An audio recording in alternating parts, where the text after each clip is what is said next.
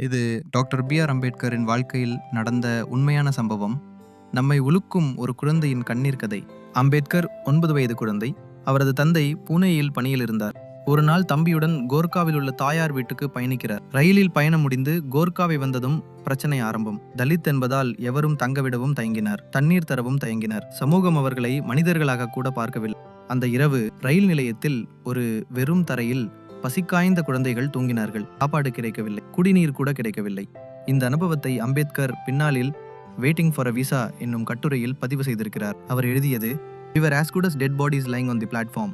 நாங்கள் அந்த ரயில் நிலையத்தில் கிடந்த சடலங்கள் போலவே இருந்தோம். அந்த ஒரு பசிக்காய்ந்த இரவுதான் அம்பேத்கரின் உள்ளத்தில் ஒரு தீயை நெருப்பு போல ஏற்றியது. அவரது கல்வி, எழுத்து, சட்ட அறிவு இவை அனைத்தும் சமூக மாற்றத்துக்காகவே. ஒரு பசிக்காய்ந்த பையன் பிறகு கோடிக்கணக்கான மக்களுக்கு உரிமை கொடுத்த தலைவரானார். இன்று நம்மால் படிக்க முடிகிறது, வேலைவாய்ப்பு கிடைக்கிறது, சட்டம் நம்மை காப்பதற்கான உரிமை உள்ளது. அது அவரால் தான். இந்த வீடியோ உங்களை பிடித்திருந்தா ஜெய் பீம்னு கமெண்ட் பண்ணுங்க. அந்த ஒரு பசிக்காய்ந்த பையனுக்கு நம்ம மரியாதை சொல்லுவோம்.